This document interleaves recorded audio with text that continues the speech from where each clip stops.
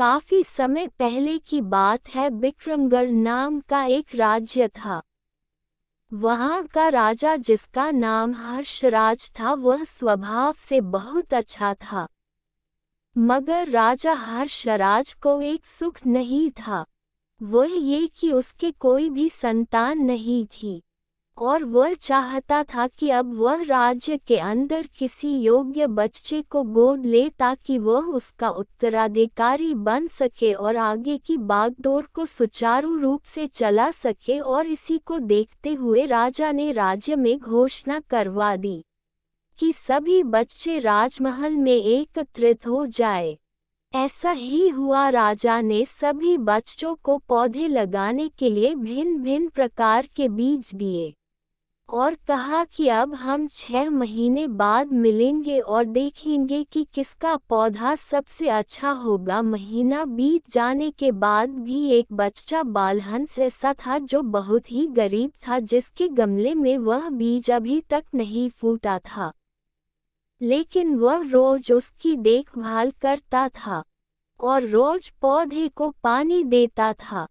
देखते ही देखते 3 महीने बीत गए। बच्चा परेशान हो गया। तभी उसकी माँ ने कहा कि बेटा बालहंस, धैर्य रखो, कुछ बीजों को फलने में ज़्यादा वक्त लगता है। और वह पौधे को सींचता रहा। 6 महीने हो गए। राजा के पास जाने का समय आ चुका था, लेकिन वह डरा हुआ था कि सभी बच्चों के गमलों में तो पौधे होंगे और उसका गमला खाली होगा। लेकिन बच्चा बालहंस ईमानदार था और सारे बच्चे राजमहल में आ चुके थे। कुछ बच्चे जोश से भरे हुए थे क्योंकि उनके अंदर राज्य का उत्तराधिकारी बनने की प्रबल लालसा थी। अब राजा हर्षराज ने आदेश दिया, सभी बच्चे अपने अपने गमले दिखाने लगे। मगर बालहंस सहमा हुआ था क्योंकि उसका गमला खाली था। तभी राजा की नज़र उस गमले पर गई। उसने पूछा, तुम्हारा गमला तो खाली है? तो उसने कहा, लेकिन मैंने इस गमले की 6 महीने तक देखभाल की है। राजा उसकी ईमानदारी से खुश था कि उसका गमला खाली है, फिर भी वह हिम्मत करके यहाँ आ तो गया। सभी बच्चों के गमले देखने के बाद राजा ने उस बच्चे को सभी के सामने बुलाया। बालहंस सहम गया और राजा ने वह गमला सभी को दिखाया। सभी बच्चे जोर से हंसने लगे। राजा ने कहा, शांत हो जाइए, इतने खुश मत होइए।